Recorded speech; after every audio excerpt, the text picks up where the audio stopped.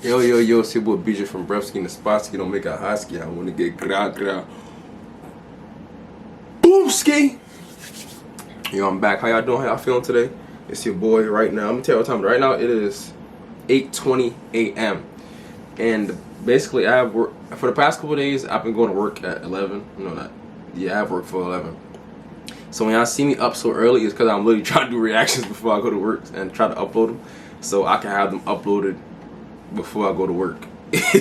Or when I come back home from work, I can upload them, they'll be good. But that's how I've been trying to do it. You know, I'm just saying, like, just don't ever feel like you're going backwards, man. Sometimes you gotta take certain steps in your life.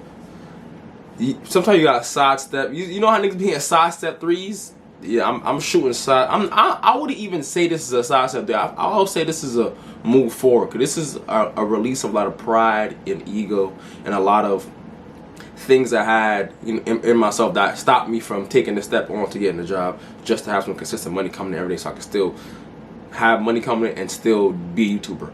You know, YouTube wasn't paying as much as it was before because stuff kind of slowed down for me, but all that is my fault. I don't blame nobody for it. All that is my fault. So now I'm taking the bull by the horns and making sure I get my content and do what I gotta do. No matter, even if I got work, no matter if I gotta make myself lunch, no matter what's going on, if I gotta watch my son, pick up my son, I'm gonna make sure I make my content, because if I don't make my content, I'm never gonna get where I gotta go. And if I don't get where I gotta go, I'm gonna be mad at myself because, like, damn, I could have did this and I didn't do it. So we doing it. Anyways, like I said, don't ever stop doing what you gotta do. Even if you take a break, even if stuff don't go right, always keep pushing forward, bro. No matter what's going on, always keep pushing forward. Don't forget the dream, the goal, and the purpose here on Earth is to live life on live. Feel me? Anyways, we back. We about to watch another crime video. I love when I watch these crime videos, so we're about to get tapped into it. I love y'all. Let's do it. This video is called A Mass Unaliver realizes he's been caught years later. You know what I'm trying to say? So let's do it. I love y'all. Hope y'all enjoyed the video. The Brevski's and the Spotsky. Let's knock out this content so we can edit it and go pack my lunch for work later. Let's do it. Hey, with your own online fitness business. Online fitness business. Online fitness business. Get yourself an online fitness bitch. I'm sorry. This is Ross Velarde, and for the last 8 years, he and his wife Amy have been living with a terrifying secret that these detectives are about to expose. I got assigned the case about the homicide that happened in Pendleton in 2015. We'd like to talk to you. Amy's parents, Mike and Kathy, as well as Amy's grandmother. Okay. I'm just blind guessing, right? If this is supposed to be a mass unaliver, why the cops talk to bro so calmly? Okay, maybe I'm jumping the gun. Let me slow down. Let's watch the video. Barbara and Violet were brutally murdered inside their own home in 2015, leaving police with the grueling task of solving a quadruple homicide. As family members, we want answers. But unbeknownst to everyone, Ross and Amy were the killers all along. We're not here because we think you did it or you might have did it. We know you did it. It's piling up, bro. And I don't understand how the police have gone to a person that has unalived 4 individuals and are speaking to him like he's a suspect. They act like bro's a suspect. They coming to him like, yeah, we don't think you did it. We know you did it, Ross. You supposed to kick down that man's door and grab him, throw him in the back of the truck. If this man was any other color other than the color he is, word of my mother, that door would have been kicked in, guns drawn. Bro, this person is a mass. That's why I think how it go. Y'all supposed to have a warrant for this guy or something.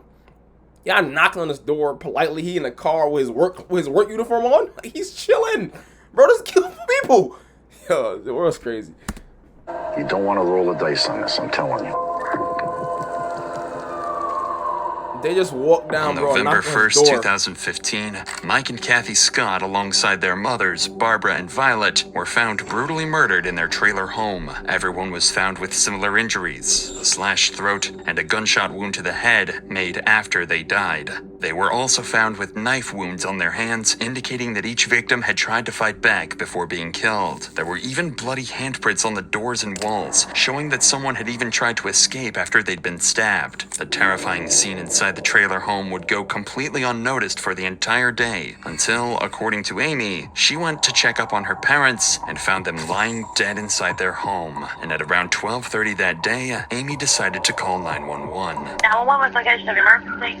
Oh my God, I need somebody out here. Nigga, What's going on? Imagine you go home. You just chill. You're having a regular day, chilling. You go home, right? And you see your parents, or your mom, or your dad on the floor, covered, multiple wounds. How, bro? It's like, how do you react to that? Like, in that moment, what do you think? What do you say? Well, how do you move? Like, is there any, yeah,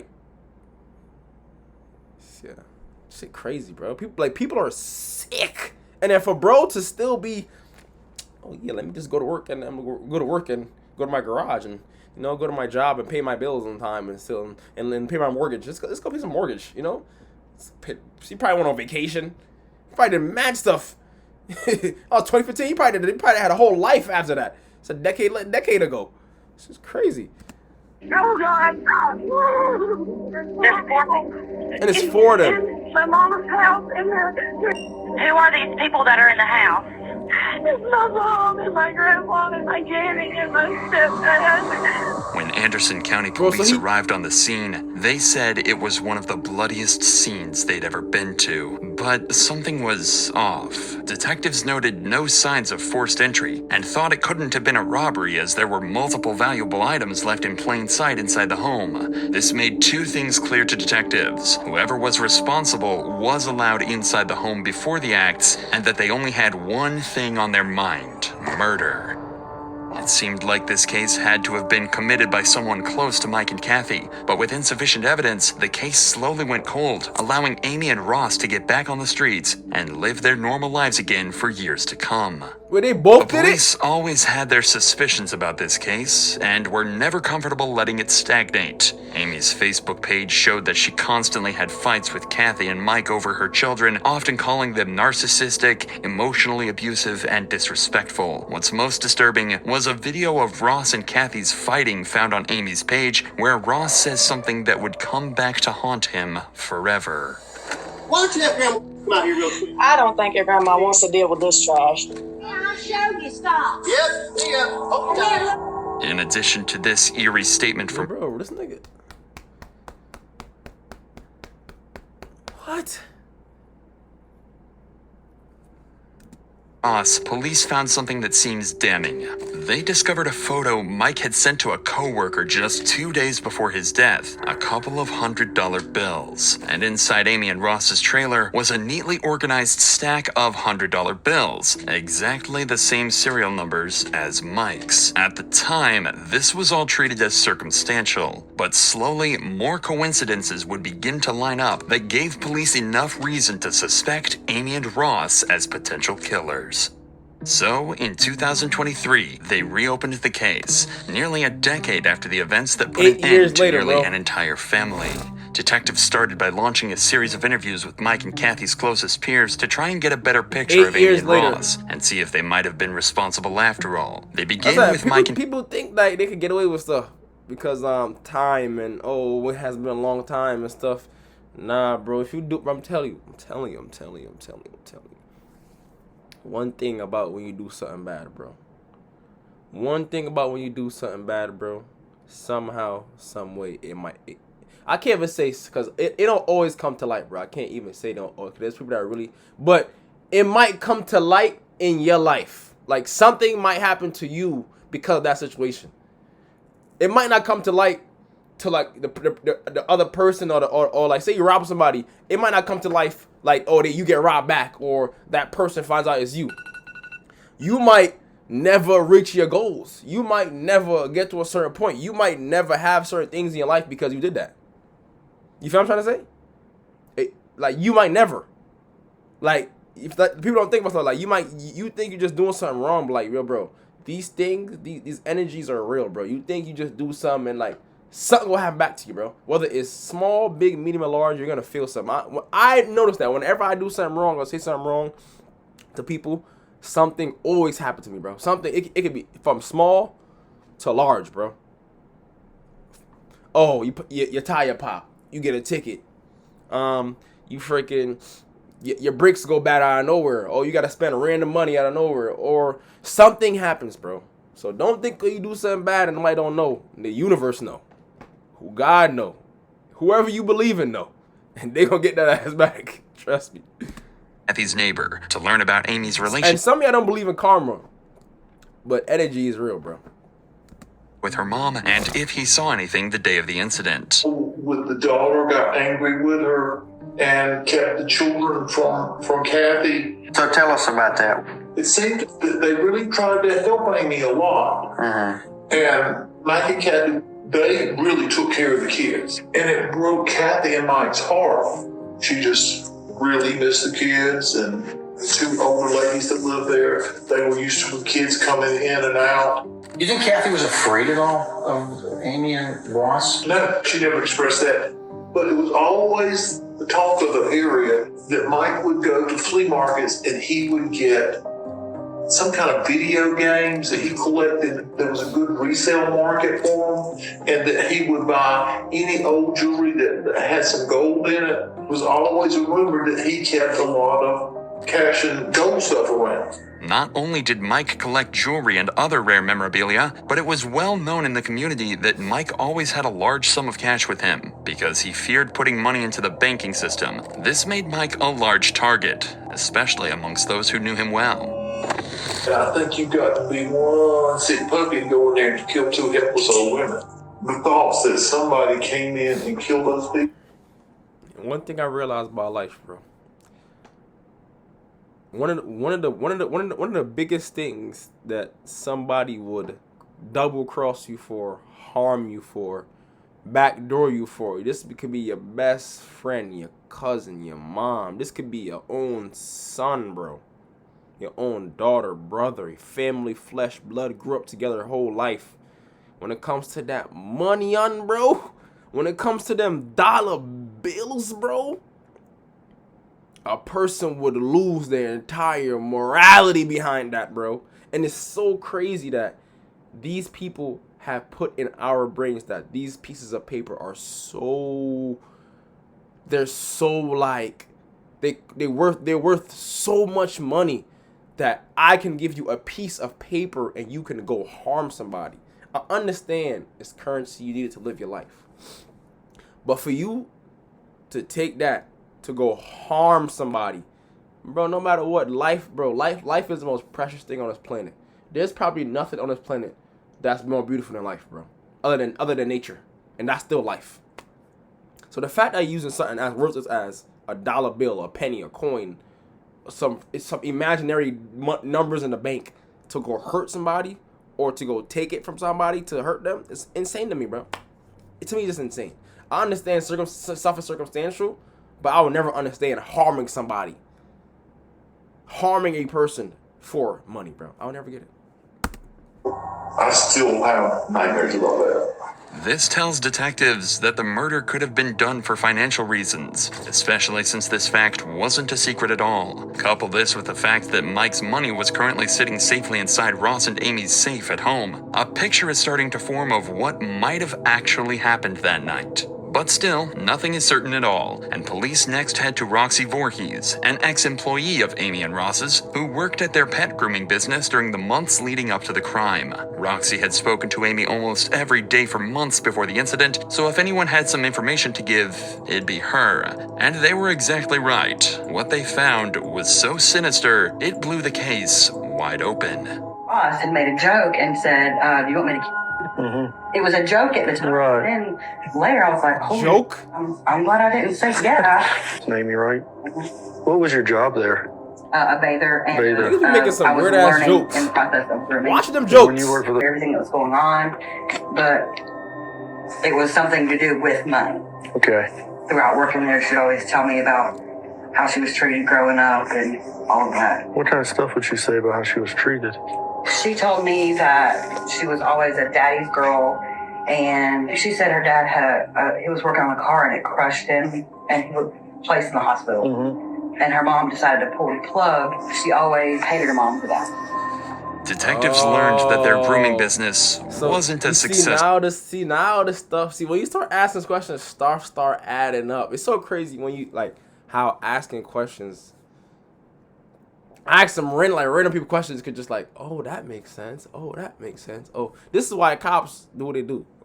As they claimed it was. Based on bank records collected by police, Amy and Ross's proven income in 2013 was $25,622. However, in 2014, Ross spent $14,200 on a Ram truck, $5,700 on a Mustang, $10,000 on a Harley FXE, and another $5,000 on a Harley XL. Close to $35,000 on luxury purchases, but an income of just $25,000. With these poor financial decisions, the couple needed money, and they needed it badly. In 2014, their business fell short, making just over $3,000 for the entire year. Damn. Things were bad, and they were on the brink of bankruptcy. So when the cops found $67,000 in cash hidden in their home, they knew something seriously strange was going on. Ross claims that he'd been saving the money for years, but detectives don't buy it at all. They're certain that, at a minimum, Ross and Amy had to have stolen from the house on the day of the murders. But to some extent, this was all known. When you think about it, how can you save up $35,000 over the years if your business ain't making no money? If you make $25,000 1 year of your business, if that's your only income, how do you even survive off that? About 8 years ago, and it's still all circumstantial. For all the cops knew, Amy could have noticed the dead bodies in the trailer and grabbed the cash out of desperation before calling the police. So there had to be something that set this investigation apart from the one back in 2015. However, this case would take a complete 180 after detectives would find their most blatant, crucial piece of evidence yet.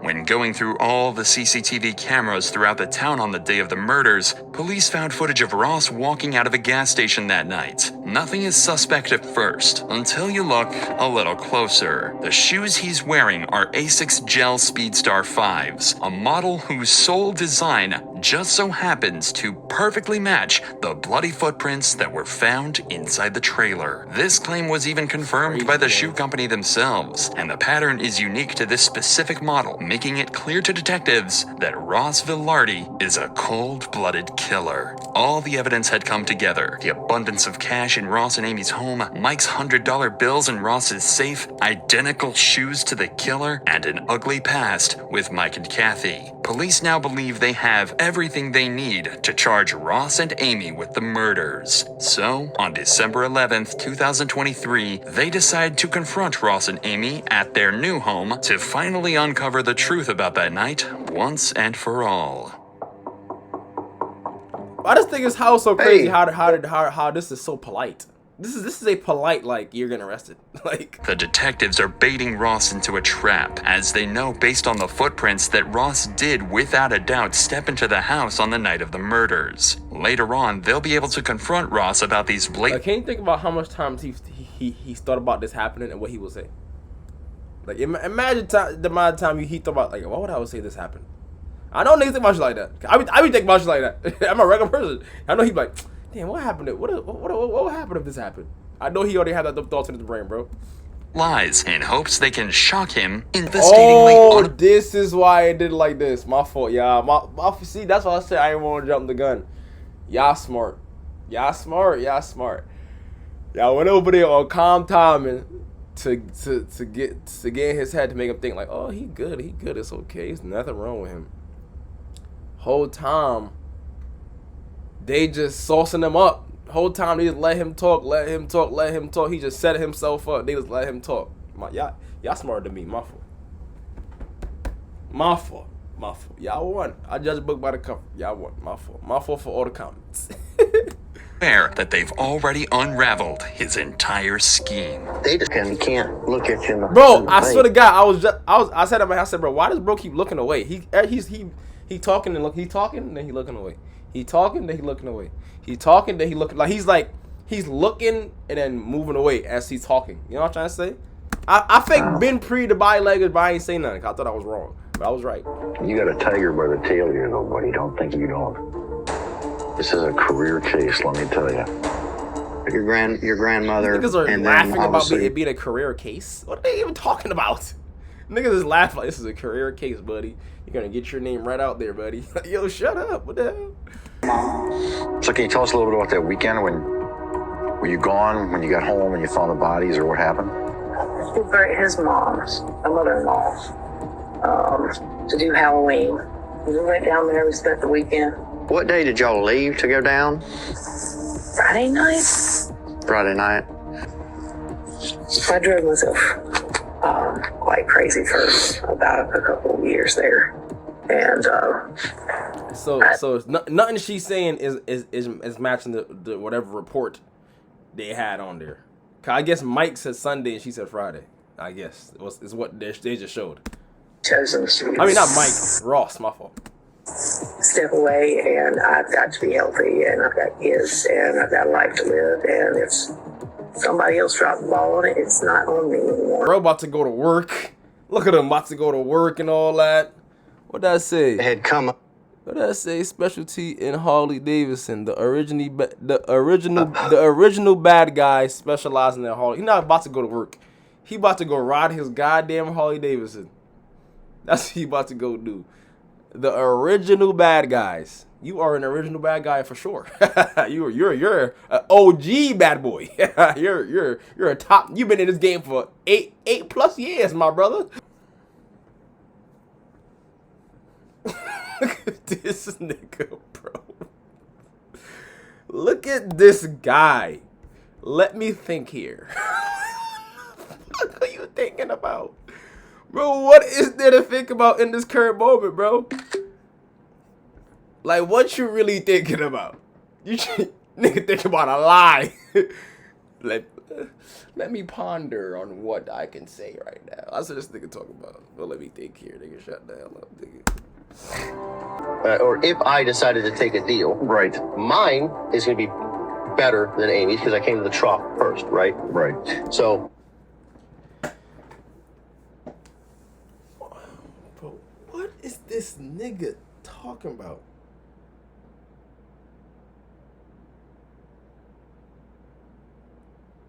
What is this nigga? Now he's trying to throw his wife under the bus.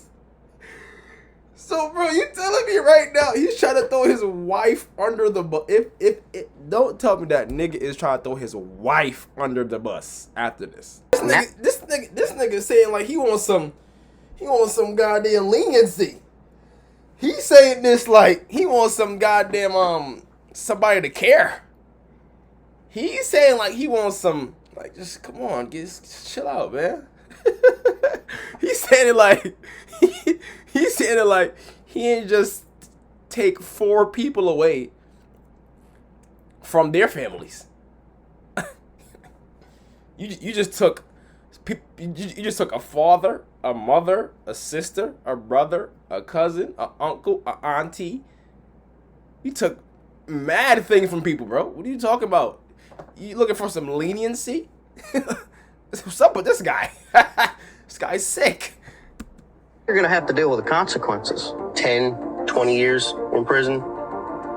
That's best case minimum scenario, I would imagine, right? It's better than the rest of your life or death, isn't it? 10, 20 years for... Bro, I heard people getting 25 to life for one person. He has 4. 4 counts. And then he stole money. You telling me, bro got at least 10 to 15 charges. At least, right? Like he got to have a couple of charges. He already got 4. And they be adding on other stuff onto that. And it might as well be one of those two. By the time I get out, my kids aren't going to know who the f- I am.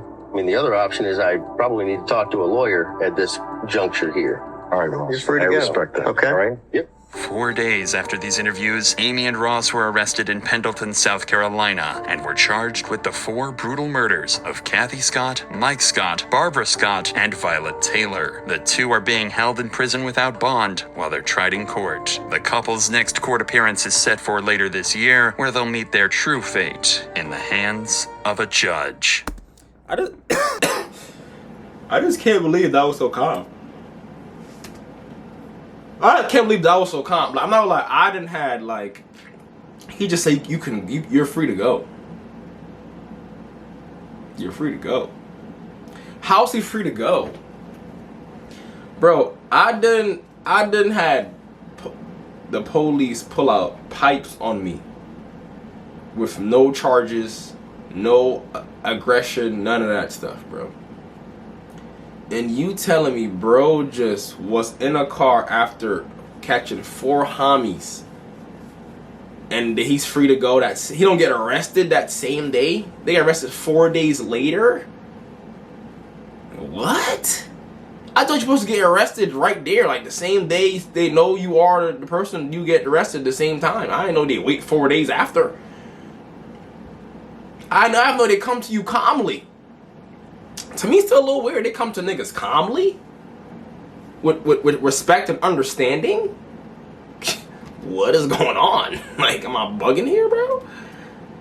When I see stuff like this, I see warrants, doors kicked in, 2 a.m., guns out. Bro came to them calmly. I'm just saying, though, a little weird. But anyways, hope you enjoyed the video, man. I'm on the spot.